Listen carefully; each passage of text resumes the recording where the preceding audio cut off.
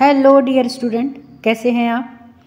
आज हम कक्षा 10 विषय विज्ञान अध्याय 2 जिसका नाम है अम्ल, क्षारक एवं लवण, एसिड्स, बेसिस एंड सॉल्ट्स। तो इस पाठ के हम सभी प्रश्न उत्तरों को देखने वाले हैं। पाठ के अंदर के प्रश्न 1, आपको 3 परख नलियाँ दी गई हैं। इनमें से एक में आसवित जल है एवं शेष 2 में से एक में अम्लीय विलयन है तथा दूसरे में क्षारीय विलयन है। यदि आपको केवल लाल लिटमस पत्र दिया जाता है तो आप प्रत्येक परख नली में रखे गए पदार्थ की पहचान कैसे करेंगे। तो तीनों परख नलियों में स्थित विलयन की क्रिया लाल लिटमस पत्र से करवाते हैं। जिस विलयन के द्वारा यह लिटमस पत्र नीला हो जाएगा तो वह विलयन क्या होगा, क्षारीय होगा। यानी कि जब एक परख नली के विलयन में हम ये लाल लिटमस पत्र डालेंगे तो अगर वह नीला हो जाता है तो वह विलयन कैसा है, वह क्षारीय विलयन है। अब इस नीले लिटमस पत्र की क्रिया शेष दोनों विलयनों से करवाते हैं। तो जिस विलयन के द्वारा यह लिटमस पत्र पुनः लाल हो जाता है, यानी कि जो नीला लिटमस पत्र है वह जिस विलयन में डालने से वापस से लाल हो जाता है तो वह विलयन कैसा होगा, वह अम्लीय होगा। तथा तीसरी परख नली में स्थित विलयन आसवित जल है। चूँकि आसवित जल उदासीन होता है अतः यह किसी भी लिटमस पत्र से कोई क्रिया नहीं करता है। तो इसका मतलब जब लिटमस पत्र नीला हो जाए तो विलयन कैसा रहेगा, क्षारीय है, और जब यह नीला लिटमस पत्र लाल हो जाए तब विलयन कैसा है, अम्लीय है। और जब लिटमस पत्र के ऊपर कोई प्रभाव नहीं हो तो इसका मतलब है कि विलयन उदासीन है। प्रश्न 1, पीतल एवं तांबे के बर्तनों में दही एवं खट्टे पदार्थ क्यों नहीं रखने चाहिए। तो दही एवं खट्टे पदार्थ अम्लीय होते हैं। तो पीतल एवं तांबे के बर्तनों में दही या फिर कोई भी खट्टे पदार्थ रखने पर वे अम्लीय होने के कारण पीतल एवं तांबे की धातु की सतह से क्रिया करके विषैले यौगिकों या फिर लवणों का निर्माण करते हैं जो कि हमारे शरीर के लिए हानिकारक होते हैं। इसीलिए पीतल एवं तांबे के बर्तनों में दही तथा खट्टे पदार्थों को नहीं रखना चाहिए। प्रश्न 2, धातु के साथ में अम्ल की अभिक्रिया होने पर सामान्यतः कौन सी गैस निकलती है। एक उदाहरण के द्वारा इसको समझाइए और इस गैस की उपस्थिति की जांच आप कैसे करेंगे। तो धातु के साथ में अम्ल की अभिक्रिया होने पर सामान्यतः हाइड्रोजन गैस निकलती है। जैसे जिंक धातु पर सल्फ्यूरिक अम्ल की अभिक्रिया से जिंक सल्फेट बनता है तथा हाइड्रोजन गैस उत्पन्न होती है। तो देखिए ये जिंक धातु है, जब ये सल्फ्यूरिक अम्ल यानी कि H2SO4 से अभिक्रिया करती है तो क्या बनता है, जिंक का सल्फेट बनता है ZnSO4, और क्या होता है, हाइड्रोजन गैस निकलती है। और ये देखिए ऊपर की तरफ एरो का चिन्ह लगा रखा है, इसका क्या मतलब होता है कि इसमें गैस निकल रही है। अब इस गैस की उपस्थिति की जांच आप कैसे करेंगे तो वह हम देखते हैं। हाइड्रोजन गैस की उपस्थिति की जांच करने के लिए इसको साबुन के विलयन में प्रवाहित करते हैं जिससे कि बुलबुले बनते हैं तथा इसके पास में जलती हुई मोमबत्ती ले जाने पर यह गैस नीली ज्वाला के साथ में फटफट की यानी कि पॉपिंग साउंड के साथ में जलती है। प्रश्न 3, कोई धातु यौगिक A तनु हाइड्रोक्लोरिक अम्ल के साथ में अभिक्रिया करता है तो बुदबुदाहट उत्पन्न होती है। इससे उत्पन्न गैस को जलती हुई मोमबत्ती को बुझा देती है, यानी कि इससे जो गैस उत्पन्न होती है वह जलती हुई मोमबत्ती को बुझा देती है। यदि उत्पन्न यौगिकों में एक कैल्शियम क्लोराइड है तो इस अभिक्रिया के लिए संतुलित रासायनिक समीकरण लिखिए। अभिक्रिया में उत्पन्न एक यौगिक कैल्शियम क्लोराइड है। तो देखिए अभिक्रिया में कैल्शियम क्लोराइड उत्पन्न होता है यानी कि प्रोडक्ट है, यौगिक है, और यहाँ पर A एक यौगिक है जो HCl अम्ल के साथ में अभिक्रिया करता है और जो उत्पाद बनता है उसमें से एक का नाम क्या है, कैल्शियम क्लोराइड है। चूँकि उत्पन्न गैस जलती हुई मोमबत्ती को बुझा देती है जो कि CO2 है, और इसमें क्या निकलती है, CO2 गैस निकलती है। यह कैसे पता लगाया, क्योंकि यह गैस जलती हुई मोमबत्ती को बुझा देती है। तो इससे पता चलता है कि यह निकलने वाली गैस कैसी है, CO2 है। अतः प्रश्न के अनुसार रासायनिक समीकरण, तो प्रश्न के अनुसार रासायनिक समीकरण क्या बनेगा कि A कोई उत्पाद है जो HCl अम्ल के साथ में अभिक्रिया कर रहा है और उसके बाद में कैल्शियम क्लोराइड बन रहा है तथा CO2 गैस उत्पन्न हो रही है, तो ये रासायनिक समीकरण बनेगा। चूँकि अभिक्रिया में उत्पन्न एक यौगिक कैल्शियम क्लोराइड है तथा दूसरा क्या है, CO2 है। एक कैल्शियम क्लोराइड है और दूसरा CO2 है, अतः यौगिक A निश्चित रूप से कैल्शियम युक्त होगा। तो ये जो A यौगिक है यह क्या होगा, इसमें निश्चित रूप से कैल्शियम होगा और वह क्या होगा, कैल्शियम कार्बोनेट CaCO3 होगा।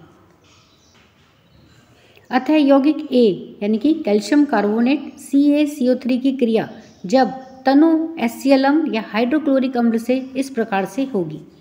तो देखिए CaCO3 जब HCl के साथ में यानी कि हाइड्रोक्लोरिक अम्ल के साथ में अभिक्रिया करता है तो कैल्शियम क्लोराइड बनता है प्लस CO2 गैस निकलती है प्लस H2O यानी कि जल बनता है। अब इस अभिक्रिया को संतुलित करते हैं, तो इसके लिए संतुलित रासायनिक अभिक्रिया होगी CaCO3 प्लस 2HCl और इससे बनेगा CaCl2 plus H2O plus CO2 carbon dioxide release होगी। तो ये संतुलित रासायनिक समीकरण है। प्रश्न 1, HCl, HNO3 आदि जलीय विलयन में अम्लीय अभिलक्षण क्यों प्रदर्शित करते हैं, जबकि अल्कोहल एवं ग्लूकोज जैसे यौगिकों के विलयनों में अम्लीयता के अभिलक्षण नहीं प्रदर्शित होते हैं। तो HCl और HNO3 आदि जलीय विलयन में आयनित होकर के हाइड्रोजन आयन यानी कि H+ तथा ऋणायन देते हैं। इन हाइड्रोजन आयन यानी कि H+ के कारण ही HCl और HNO3 आदि जलीय विलयन में अम्लीय अभिलक्षण या फिर लक्षण प्रदर्शित करते हैं, जबकि अल्कोहल एवं ग्लूकोज में सहसंयोजी गुण होता है, इसीलिए इनके जलीय विलयन में हाइड्रोजन आयन नहीं बनते हैं। अतः इन यौगिकों के विलयनों में अम्लीयता के अभिलक्षण प्रदर्शित नहीं होते हैं। प्रश्न 2, अम्ल का जलीय विलयन क्यों विद्युत का चालन करता है। तो अम्ल के जलीय विलयन में हाइड्रोजन आयन यानी कि जो H+ आयन होते हैं वे उत्पन्न होते हैं, जो कि विद्युत धारा के प्रवाह में सहायक होते हैं। प्रश्न 3, शुष्क हाइड्रोक्लोरिक गैस शुष्क लिटमस पत्र के रंग को क्यों नहीं बदलती है। तो हम जानते हैं कि जल की उपस्थिति में ही हाइड्रोक्लोरिक अम्ल में से हाइड्रोजन आयन यानी कि H+ आयन उत्पन्न होते हैं। चूँकि जो शुष्क हाइड्रोक्लोरिक गैस में जल उपस्थित नहीं होता है, इस वजह से उसमें हाइड्रोजन आयन उत्पन्न नहीं होते हैं और हाइड्रोजन आयन के उपस्थित नहीं होने के कारण अम्लीय गुण प्रदर्शित नहीं होता है और H+ आयनों की अनुपस्थिति के कारण ही अम्लीय गुण की भी अनुपस्थिति होती है और जिसके कारण शुष्क लिटमस पत्र के रंग में परिवर्तन नहीं होता है। प्रश्न 4, अम्ल को तनुकृत यानी कि डाइल्यूट, जब उसमें थोड़ा सा पानी मिला दिया जाता है तो वो कंसंट्रेट से कैसा हो जाता है, तनुकृत यानी कि थोड़ा हल्का कम क्रियाशील हो जाता है। तो अम्ल को तनुकृत करते समय यह क्यों अनुशंसित करते हैं कि अम्ल को जल में मिलाना चाहिए, ना कि जल को अम्ल में। तो अम्ल को तनुकृत करते समय अम्ल को जल में मिलाना चाहिए, ना कि जल को अम्ल में, क्योंकि जल में अम्ल या क्षारक के घुलने की प्रक्रिया अत्यंत ही ऊष्माक्षेपी होती है, यानी कि उसमें से बहुत ज़्यादा ऊष्मा निकलती है, अर्थात इसमें ऊष्मा निकलती है। इसीलिए जल में किसी सांद्र अम्ल को सावधानीपूर्वक मिलाना चाहिए। अम्ल को जल में हमेशा धीरे धीरे तथा जल को लगातार हिलाते हुए मिलाना चाहिए। यदि सांद्र अम्ल में जल को मिलाया जाए तो उत्पन्न ऊष्मा के कारण मिश्रण आस्फलित होकर के यानी कि उछल करके बाहर आ सकता है, इससे आप जल सकते हैं। इसके अलावा वहाँ का स्थानीय ताप भी बढ़ जाता है, जिसके कारण उपयोग किए जाने वाला कांच का पात्र टूट भी सकता है, यानी कि इतनी ज़्यादा उसमें से ऊष्मा निकलती है। प्रश्न 5, अम्ल के विलयन को तनुकृत करते समय हाइड्रोनियम आयन H3O+ की सांद्रता कैसे प्रभावित हो जाती है। तो अम्ल के विलयन को तनुकृत करते समय अर्थात जल मिलाने पर H3O+ आयन की सांद्रता में प्रति इकाई आयतन में कमी हो जाती है। अब चूंकि जल मिलाने पर अम्ल में उपस्थित अनआयनित जल की मात्रा तो बढ़ती जाती है, क्योंकि हम इसमें जल मिलाते जा रहे हैं। तो इसमें क्या होगा, अनआयनित जल की मात्रा तो बढ़ती जाती है, परंतु H3O+ की मात्रा वही रहती है। परिणाम स्वरूप H3O+ आयनों की जो सांद्रता है वह लगातार घटती जाती है। प्रश्न 6, जब सोडियम हाइड्रोक्साइड यानी कि NaOH विलयन में अधिक के क्षारक मिलाते हैं तो हाइड्रोक्साइड आयन OH- की सांद्रता कैसे प्रभावित होती है। तो जब सोडियम हाइड्रोक्साइड विलयन में अधिक के क्षारक मिलाते हैं तो हाइड्रोक्साइड आयन यानी कि OH- की सांद्रता प्रति इकाई आयतन में बढ़ जाती है, जिससे मिलाए गए क्षारक से प्राप्त हाइड्रोक्साइड आयन विलयन की सांद्रता में वृद्धि कर देते हैं। पाठ के अंदर के प्रश्न। प्रश्न 1, आपके पास में 2 विलयन A एवं B हैं। विलयन A के pH का मान 6 है एवं विलयन B के pH का मान 8 है। किस विलयन में हाइड्रोजन आयन की सांद्रता अधिक है और इनमें से कौन अम्लीय है तथा कौन क्षारीय है। अब हमें इनके pH मान दिए गए हैं, जिसमें हमें यह बताना है कि कौन सा विलयन अम्लीय है और कौन सा विलयन क्षारकीय है, और कौन से विलयन में हाइड्रोजन आयन की सांद्रता अधिक होगी और किस में कम होगी। उत्तर है कि विलयन A के pH का मान 6, विलयन B के pH का मान 8 से कम है। क्योंकि हाइड्रोजन आयन की सांद्रता बढ़ने पर pH के मान में कमी होती है, अतः विलयन A में हाइड्रोजन आयन की सांद्रता विलयन B से अधिक है। pH स्केल में विलयन का मान यदि 7 से कम है तो यह विलयन अम्लीय होगा, और यदि 7 से अधिक है तो यह विलयन क्षारीय होगा। तो यह हम pH स्केल से पता करते हैं कि विलयन अम्लीय होगा या फिर क्षारीय होगा। चूँकि विलयन A के pH का मान 6 है जो कि 7 से कम है, अतः विलयन A अम्लीय है, और विलयन B के pH का मान 8 है जो कि 7 से अधिक है, अतः विलयन B क्षारीय है। प्रश्न 2, H+ और एक्वस आयन की सांद्रता का विलयन की प्रकृति पर क्या प्रभाव पड़ता है।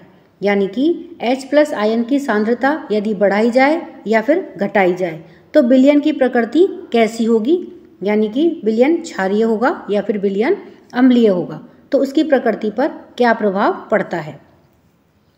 तो H+ आयन की सांद्रता बढ़ने पर विलयन अधिक अम्लीय हो जाता है तथा H+ आयन की सांद्रता घटने पर विलयन कम अम्लीय होगा, अर्थात उसमें क्षारकीय गुण बढ़ जाता है।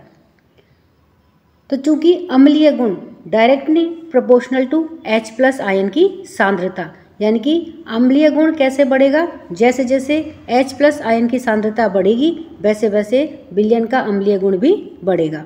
तो इसलिए अम्लीय गुण डायरेक्टली प्रोपोर्शनल होता है H+ आयन की सांद्रता की। प्रश्न 3, क्या क्षारकीय विलयन में H+ आयन होते हैं? अगर हाँ तो यह क्षारकीय क्यों होते हैं? तो उत्तर है हाँ, क्षारकीय विलयन में H+ आयन होते तो हैं लेकिन स्वतंत्र अवस्था में नहीं होते हैं। इसके अलावा क्षारकीय विलयन में H+ की तुलना में जो OH- आयन होते हैं वे अधिक मात्रा में होते हैं। इसी वजह से विलयन क्षारीय होता है, यानी कि उसमें H+ आयन की तुलना में OH- आयनों की सांद्रता अधिक होती है, इसीलिए से विलयन क्षारीय होता है। प्रश्न 4, कोई किसान खेत की मृदा की किस परिस्थिति में बिना बुझा हुआ चूना यानी कि कैल्शियम ऑक्साइड और बुझा हुआ चूना कैल्शियम हाइड्रोक्साइड या फिर चौक कैल्शियम कार्बोनेट का उपयोग करेगा। तो चूंकि बिना बुझा हुआ चूना यानी कि कैल्शियम ऑक्साइड, बुझा हुआ चूना कैल्शियम हाइड्रोक्साइड या फिर चौक कैल्शियम कार्बोनेट क्षारकीय प्रकृति हैं जो मिट्टी की अम्लीयता को उदासीन कर देते हैं, अतः किसान अपने खेत की मिट्टी की अम्लीयता को उदासीन करने के लिए बिना बुझा हुआ चूना कैल्शियम ऑक्साइड, बुझा हुआ चूना कैल्शियम हाइड्रोक्साइड या फिर चॉक यानी कि कैल्शियम कार्बोनेट से उस समय उपचारित करेगा जब मिट्टी में अम्लों की मात्रा आवश्यकता से अधिक हो जाएगी।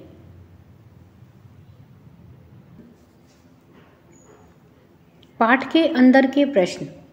प्रश्न 1, CaOCl2 कैल्शियम ऑक्सीक्लोराइड यौगिक का प्रचलित नाम क्या है? तो CaOCl2 का प्रचलित नाम विरंजक चूर्ण या फिर ब्लीचिंग पाउडर है। प्रश्न 2, उस पदार्थ का नाम बताइए जो क्लोरीन से क्रिया करके विरंजक चूर्ण बनाता है। कैल्शियम हाइड्रोक्साइड यानी कि CaOH2, जिसे बुझा हुआ चूना भी कहते हैं, कि शुष्क अवस्था में क्लोरीन से यानी कि Cl2 से क्रिया कराने पर विरंजक चूर्ण का निर्माण होता है। तो देखिए, कैल्शियम हाइड्रोक्साइड CaOH2 जब क्लोरीन से यानी कि Cl2 से क्रिया करता है तो CaOCl2 यानी कि कैल्शियम ऑक्सीक्लोराइड बनता है प्लस H2O जल बनता है।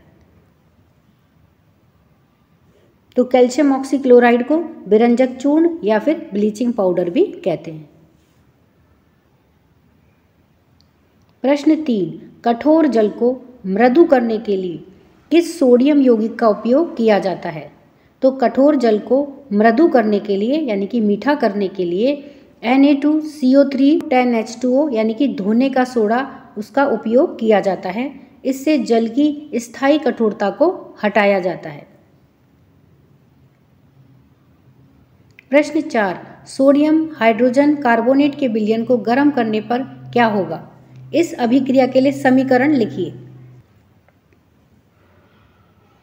सोडियम हाइड्रोजन कार्बोनेट के विलयन को गर्म करने पर सोडियम कार्बोनेट, H2O तथा CO2 गैस प्राप्त होती है।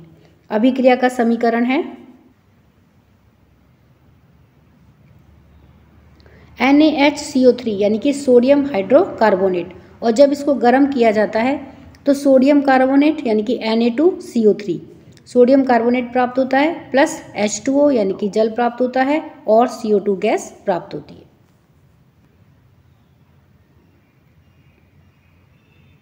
प्रश्न 5, प्लास्टर ऑफ पेरिस की जल के साथ में अभिक्रिया के लिए समीकरण लिखिए। तो प्लास्टर ऑफ पेरिस एक सफ़ेद चूर्ण होता है जो जल में मिलाने पर जिप्सम बन करके कठोर ठोस पदार्थ बना देता है। अभिक्रिया के लिए समीकरण है CaSO4 हाफ H2O प्लस, ये देखिए 1.5 H2O है, इसके साथ में जब ये क्रिया करता है तो क्या बनता है? जिप्सम जैसा कठोर पदार्थ बनता है, तो यह जिप्सम होता है। तो जल के साथ में अभिक्रिया करके प्लास्टर ऑफ पेरिस क्या बनाता है? जिप्सम। अभ्यास प्रश्न 1, कोई विलयन लाल लिटमस को नीला कर देता है, इसका pH संभवतः क्या होगा? तो इसमें देखिए 4 विकल्प दे रखे हैं। तो A है 1 यानी कि इसका pH 1 है, B है 4, C है 5 या फिर D है 10। तो इसका उत्तर है D यानी कि 10। तो इस विलयन का pH होगा 10। इसका मतलब कि यह कैसा विलयन होगा? यह क्षारीय विलयन होता है, क्योंकि क्षारीय लवणों की क्या विशेषता होती है कि ये लाल लिटमस को नीला कर देते हैं। तो इसलिए इसका pH संभवतः 10 होगा। प्रश्न 2, कोई विलयन अंडे के पिसे हुए कवच से अभिक्रिया करके एक गैस उत्पन्न करता है जो चूने के पानी को दूधिया कर देती है। इस विलयन में क्या होगा? A है NaCl, B है HCl, C है LiCl और D है KCl। तो इसका उत्तर है B HCl। प्रश्न 3, NaOH का 10 ml विलयन HCl के 8 ml विलयन से पूर्णतः उदासीन हो जाता है। यदि हम NaOH के उसी विलयन का 20 ml लेते हैं तो इसे उदासीन करने के लिए HCl के उसी विलयन की कितनी मात्रा की आवश्यकता होगी? तो इसमें 4 विकल्प दे रखे हैं। A है 4 ml, B है 8 ml, सी है 12 ml और डी है 16 ml। तो इसका उत्तर है डी 16 ml, क्योंकि 10 ml विलयन को उदासीन करने के लिए 8 ml HCl का विलयन चाहिए। तो 20 ml को यानी कि जब दुगना है तो HCl भी दुगना ही चाहेगा, इसलिए 8 के दुगने कितने हो गए 16। तो 16 ml विलयन हमें उदासीन करने के लिए HCl का चाहिए। प्रश्न 4, अपच का उपचार करने के लिए निम्न में से किस औषधि का उपयोग होता है? ए है एंटीबायोटिक यानी कि प्रतिजैविक, बी है एनाल्जेसिक या फिर पीड़ाहारी, सी है एंटासिड और डी है एंटीसेप्टिक प्रतिरोधी। तो इसमें उत्तर है सी एंटासिड।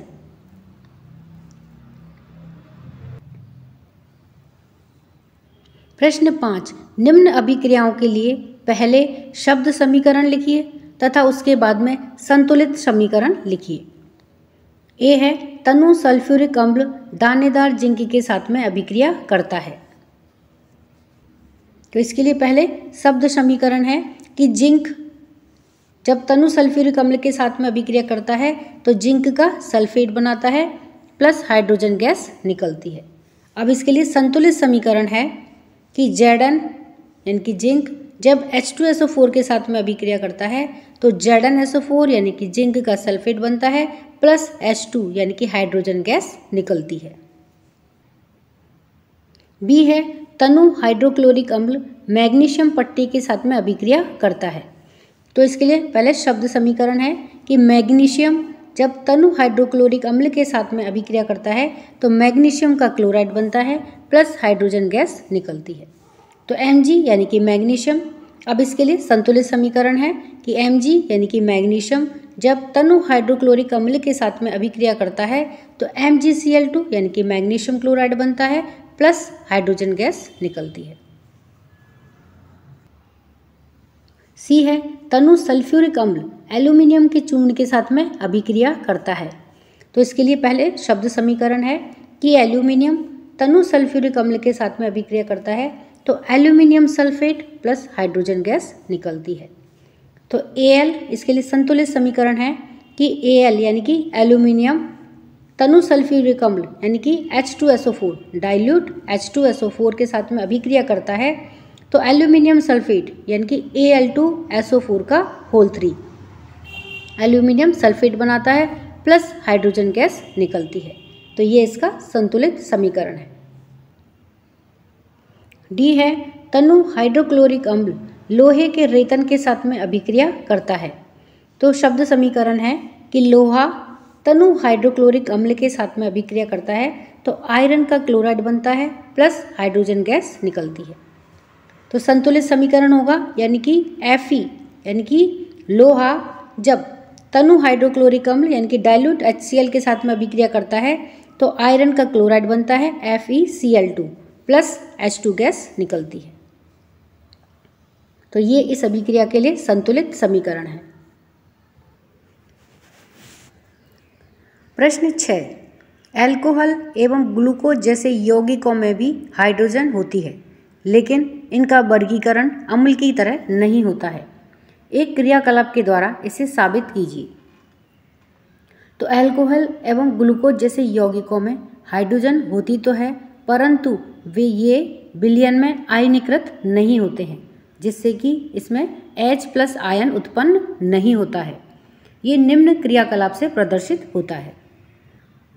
सर्वप्रथम ग्लूकोज, अल्कोहल, हाइड्रोक्लोरिक अम्ल, सल्फ्यूरिक अम्ल आदि का विलयन लेते हैं, यानी कि इनमें से किसी का विलयन लेते हैं। एक कॉर्क पर 2 कीलें लगा करके कॉर्क को 100 ml के एक बीकर में रख देते हैं। तो देखिए ये बीकर हो गया, कांच का एक बीकर है जो कितने का है। अब इसमें हम एक 100 ml का ये बीकर है, इसके अंदर ये लकड़ी का एक कॉर्क है, रबड़ का या लकड़ी का। इसको इस बीकर के अंदर रख देते हैं और इस बीकर के अंदर तनुकृत अम्लीय विलयन है, यानी कि डाइल्यूट एसिटिक एसिड है या कोई सा भी अम्लीय विलयन है। वह कैसा है? तनुकृत है, यानी कि थोड़ा डाइल्यूट है। उसके बाद में इस कॉर्क में 2 कीलें लगा करके, ये देखिए इसमें ये 2 कील लगा दी गई हैं। तो इसके अंदर बीकर के अंदर इस कॉर्क को रख देते हैं। अब चित्र के अनुसार कीलों को 6 वोल्ट की एक बैटरी के दोनों टर्मिनलों के साथ में एक बल्ब तथा स्विच के माध्यम से जोड़ देते हैं। अब देखिए जैसा कि चित्र में दिखाया गया है कि एक कील को तो इधर यूँ बैटरी से जोड़ दिया गया है जो कितने वोल्ट की है, 6 वोल्ट की है, और दूसरी कील को बल्ब से जोड़ते हुए, पहले स्विच से जोड़ा है फिर बल्ब से जोड़ते हुए और बैटरी के दूसरे भाग से जोड़ देते हैं, यानी कि इसमें ये परिपथ को पूरा कर देते हैं। अब बीकर में थोड़ा तनु HCl डाल करके विद्युत धारा प्रवाहित करते हैं। इसी क्रिया को तनु सल्फ्यूरिक अम्ल के साथ में दोहराते हैं, यानी कि एक बार तनु HCl के साथ में करते हैं और फिर इसी अभिक्रिया को तनु सल्फ्यूरिक अम्ल के साथ में दोहराते हैं। इन परीक्षणों को ग्लूकोज एवं अल्कोहल के विलयनों के साथ में अलग अलग दोहराते हैं। तो प्रेक्षण एवं परिणाम, तो हम पाते हैं कि बल्ब प्रत्येक स्थिति में नहीं जलता है। अम्ल की स्थिति में बल्ब जलने लगता है क्योंकि अम्लों में उपस्थित आयनों के कारण विद्युत चालन संभव होता है, परंतु ग्लूकोज एवं अल्कोहलों में के विलयन जो होते हैं उसमें विद्युत का चालन नहीं होता है क्योंकि इनमें आयन नहीं होते हैं। इसीलिए ग्लूकोज एवं अल्कोहल को अम्लों में वर्गीकृत नहीं किया जा सकता है। प्रश्न 7, आश्रित जल विद्युत का चालक क्यों नहीं होता है जबकि वर्षा का जल होता है? तो आश्रित जल पूर्ण रूप से शुद्ध होता है, इसमें किसी भी प्रकार के आयनिक यौगिक नहीं होते हैं, इसीलिए यह कैसा होता है, उदासीन होता है, न्यूट्रल होता है और विद्युत का चालन नहीं करता है। जबकि वर्षा जल में अम्लीय गैसें जैसे कि CO2 आदि घुल करके कार्बोनिक अम्ल बनाती हैं, जिससे वर्षा का जल अम्लीय होता है तथा हाइड्रोजन आयन यानी कि H+ आयन उत्पन्न करता है। इसी कारण से वर्षा का जल विद्युत का चालन करता है। प्रश्न 8, जल की अनुपस्थिति में अम्ल का व्यवहार अम्लीय क्यों नहीं होता है? तो जल की अनुपस्थिति में कोई भी अम्ल आयनित नहीं होता है, जिससे कि जल की अनुपस्थिति में अम्लों में से हाइड्रोजन आयन पृथक नहीं हो पाते हैं। चूँकि हाइड्रोजन आयन ही अम्लों के अम्लीय व्यवहार के लिए उत्तरदायी होते हैं, अतः इसकी अनुपस्थिति में अम्ल अम्लीय व्यवहार प्रदर्शित नहीं कर सकते हैं। प्रश्न 9, 5 विलयनों A, B, C, D और E, ये 5 तरह के विलयन हैं कि जब सार्वत्रिक सूचक से जांच की जाती है तो pH के मान क्रमशः 4, 1, 11, 7 एवं 9 प्राप्त होते हैं। तो कौन सा विलयन है? जैसे A विलयन के लिए हमें 4 pH प्राप्त होता है, तो हमें बताना है कि A विलयन कौन सा है। तो हम इसमें दे रखे हैं हमें 5 विकल्प। तो A उदासीन है, B प्रबल क्षारीय है, C प्रबल अम्लीय है, D दुर्बल अम्लीय है और E दुर्बल क्षारीय है। और pH के मानों को हाइड्रोजन आयन की सांद्रता के आरोही क्रम में व्यवस्थित कीजिए। आरोही क्रम यानी कि बढ़ता हुआ, पहले हाइड्रोजन आयन की सांद्रता कम, फिर थोड़ी ज़्यादा, फिर थोड़ी ज़्यादा। तो इस तरह से हमें आरोही क्रम में इन्हें व्यवस्थित करना है इनके pH के मानों के आधार पर। अब इसमें हमें दे रखा है कि A उदासीन है, तो उदासीन वाला कौन सा विलयन होगा? जिसकी pH 7 होगी, यानी कि ना तो वो अम्लीय होगा और ना वो क्षारीय होगा। तो pH 7 वाला जो विलयन है, और वह कौन सा विलयन है? वह D विलयन है जो उदासीन है। B है प्रबल क्षारीय, तो प्रबल क्षारीय कौन सा होगा? pH 11 वाला विलयन जो कि C है, वह कौन सा है? प्रबल क्षारीय है। फिर प्रबल अम्लीय, प्रबल अम्लीय कौन सा होगा? जिस विलयन का pH 1 है, यानी कि जो विलयन B है वह प्रबल अम्लीय होगा। D है दुर्बल अम्लीय, दुर्बल अम्लीय कौन सा होगा? pH 4 वाला जो विलयन है जो कि A विलयन है वह दुर्बल अम्लीय होगा, यानी कि जो अम्लों की अम्लता है वह pH 1 से लेकर के जब हम आगे 7 तक बढ़ते हैं तो वो कम होती जाती है। तो pH 4 वाला जो विलयन है वह दुर्बल अम्लीय विलयन है। दुर्बल क्षारीय, तो pH 9 वाला विलयन जो कि E विलयन है वह दुर्बल क्षारीय है। हाइड्रोजन आयन की सांद्रता के बढ़ते हुए क्रम के मान इस प्रकार से होंगे। तो विलयन C, इसमें सबसे कम हाइड्रोजन आयन की सांद्रता होगी, यानी कि इसमें अम्लता सबसे कम होगी। तो इसका मतलब ये कैसा होगा, प्रबल क्षारीय होगा। तो इसमें हाइड्रोजन आयन की सांद्रता सबसे कम होगी। फिर विलयन E है, इसमें इससे थोड़ी ज़्यादा है।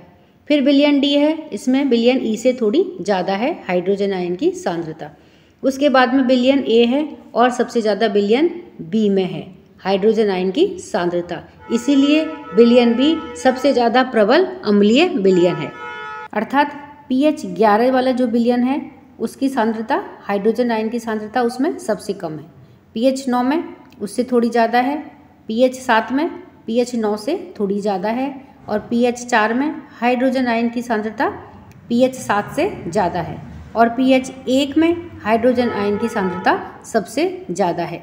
इसीलिए pH 1 वाला जो विलयन है वह प्रबल अम्लीय विलयन है। प्रश्न 10, परखनली A एवं B में समान लंबाई की मैग्नीशियम की पट्टी लीजिए। परखनली A में हाइड्रोक्लोरिक अम्ल यानी कि HCl तथा परखनली B में एसिटिक अम्ल यानी कि CH3COOH डालिए। दोनों अम्लों की मात्रा तथा सांद्रता समान है। किस परखनली में अधिक तेजी से बुदबुदाहट होगी और क्यों? तो परखनली A में अधिक तेजी से बुदबुदाहट होगी क्योंकि मैग्नीशियम से HCl तथा एसिटिक एसिड दोनों ही क्रिया करके H2 गैस देंगे, लेकिन एसिटिक अम्ल की तुलना में हाइड्रोक्लोरिक अम्ल में हाइड्रोजन आयन की सांद्रता अधिक होती है। इसीलिए यह प्रबल अम्ल होने के कारण अधिक तीव्रता से क्रिया करेगा, जिससे कि अधिक तेजी से बुदबुदाहट होगी। यानी कि इसमें जो हाइड्रोजन गैस है वह अधिक तेजी से निकलती है और उसमें इसीलिए अधिक तेजी से बुदबुदाहट होती है। प्रश्न 11, ताजे दूध के pH का मान 6 होता है और दही बन जाने पर इसके pH के मान में क्या परिवर्तन होगा, अपना उत्तर समझाइए। तो ताजे दूध का pH का मान 6 होता है, अर्थात यह हल्का सा अम्लीय होता है। जब इसका किण्वन होता है तो लैक्टिक अम्ल बनता है, जिससे दूध दही में बदल जाता है। लैक्टिक अम्ल के कारण इसका अम्लीय गुण बढ़ जाता है, जिससे कि इसके pH के मान में और कमी आ जाती है। प्रश्न 12, एक ग्वाला ताजे दूध में थोड़ा सा बेकिंग सोडा मिलाता है। तो ए है कि ताज़ा दूध के pH के मान को 6 से बदल करके थोड़ा सा क्षारीय क्यों बना देता है, यानी कि बेकिंग सोडा मिला देने पर दूध का जो है वह कैसा हो जाता है, थोड़ा सा क्षारीय हो जाता है। तो वह ऐसा क्यों करता है? तो चूँकि बेकिंग सोडा NaHCO3 यानी कि जिसे सोडियम हाइड्रोजन कार्बोनेट भी कहते हैं, यह क्षारीय होता है। यह दुर्बल अम्ल तथा प्रबल क्षार का लवण है। ताज़ा दूध में थोड़ा सा बेकिंग सोडा मिलाने पर दूध का pH का मान 6 से बढ़ जाता है, जिससे कि दूध थोड़ा सा क्षारीय हो जाता है और इससे दूध के परिरक्षण में बनने वाला लैक्टिक अम्ल उदासीन हो जाता है और जिससे दूध जल्दी खराब नहीं होता है। यानी कि दूध को ज़्यादा समय तक ताज़ा रखने के लिए उसकी थोड़ी अम्लता को बढ़ा करके क्षारीयता में परिवर्तन कर दिया जाता है। इसलिए जो ग्वाला होता है वह ताज़े दूध में थोड़ा सा बेकिंग सोडा मिलाता है। बी है कि इस दूध को दही बनने में अधिक समय क्यों लगता है। तो बेकिंग सोडा युक्त दूध को दही बनने में अधिक समय लगता है क्योंकि दूध से दही बनना किण्वन की प्रक्रिया है, जो कि एक निश्चित pH मान पर ही होती है, जो कि लगभग 7 अर्थात उदासीन माध्यम होना चाहिए। जबकि NaHCO3 यानी कि बेकिंग सोडा मिलाने पर विलयन की pH बढ़ जाती है।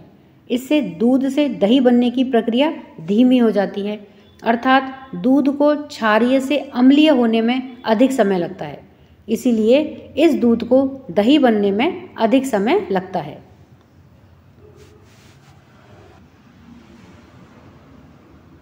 प्रश्न 13, प्लास्टर ऑफ पेरिस को आर्द्र रोधी बर्तन में क्यों रखा जाना चाहिए, इसकी व्याख्या कीजिए। तो प्लास्टर ऑफ पेरिस नमी के संपर्क में आने पर H2O के अणुओं से क्रिया करके शीघ्रता से कठोर ठोस पदार्थ जिप्सम में बदल जाता है। इसी कारण से इसे आर्द्र रोधी बर्तन में रखा जाना चाहिए। प्रश्न 14, उदासीनीकरण अभिक्रिया क्या है, 2 उदाहरण दीजिए। तो उदासीनीकरण अभिक्रिया, जब कोई अम्ल किसी क्षार से अभिक्रिया करता है तब लवण और जल बनते हैं, इसे उदासीनीकरण अभिक्रिया कहते हैं। तो क्षारक प्लस अम्ल क्रिया करके लवण बनाते हैं प्लस जल बनता है। इस अभिक्रिया में अम्ल के द्वारा क्षारक का प्रभाव तथा क्षारक के द्वारा अम्ल का प्रभाव समाप्त हो जाता है। जैसे NaOH सोडियम हाइड्रोक्साइड, ये कैसा है, क्षार है, जो अम्ल यानी कि HCl से अभिक्रिया करके लवण बनाता है यानी कि NaCl सोडियम क्लोराइड प्लस जल बनाता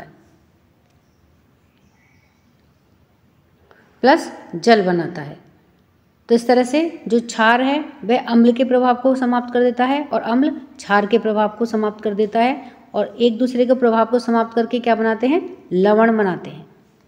अब KOH यानी कि पोटेशियम हाइड्रोक्साइड, ये क्या है, क्षार है, HNO3 से अभिक्रिया करता है। HNO3 क्या है, ये अम्ल है, और लवण बनाते हैं दोनों अभिक्रिया करके KNO3 potassium nitrate plus H2O यानी कि जल बनाते हैं। तो ये दोनों ही उदासीनीकरण अभिक्रियाओं के उदाहरण हैं। प्रश्न 15, धोने का सोडा एवं बेकिंग सोडा के दो प्रमुख उपयोग बताइए। तो धोने के सोडे के उपयोग, धोने का सोडा यानी कि सोडियम कार्बोनेट बोरेक्स बनाने में प्रयुक्त होता है। दूसरा उपयोग है कि सोडियम कार्बोनेट का उपयोग कांच, साबुन एवं कागज उद्योग में होता है, इससे घरों की सफाई भी करते हैं। बेकिंग सोडे का उपयोग, बेकिंग सोडा यानी कि सोडियम हाइड्रोजन कार्बोनेट का उपयोग सोडा अम्ल अग्निशामक में किया जाता है। यह एंटासिड होता है क्योंकि क्षारीय होने के कारण पेट में अम्ल की अधिकता को उदासीन करने के लिए इसका उपयोग किया जाता है। तो इस तरह से बच्चों हमने इस पाठ के सभी अभ्यास कार्य को देखा है। वीडियो पसंद आने पर वीडियो को लाइक करें, शेयर करें। चैनल पर नए हैं तो सब्सक्राइब करना ना भूलें। मिलते हैं नए वीडियो में। इसी के साथ धन्यवाद।